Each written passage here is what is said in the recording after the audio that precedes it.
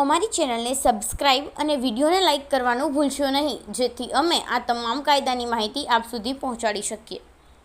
કલમ 53. દુષ્પ્રેરિત કૃત્યથી દુષ્પ્રેરકે ધાર્યું હોય તેથી જુદા પરિણામ માટે દુષ્પ્રેરકની જવાબદારી.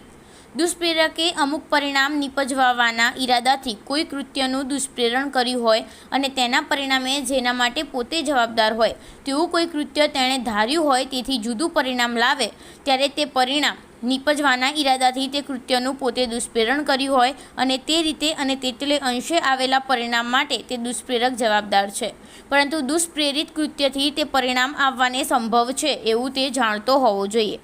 ઉદાહરણ: ઝને મહાવ્યથા કરવા માટે ક ખને ઉશ્કેરે છે. ખ તે ઉશ્કેરણીના પરિણામે ઝને મહાવ્યથા કરે છે, તેના પરિણામે ઝનું મૃત્યુ થાય છે.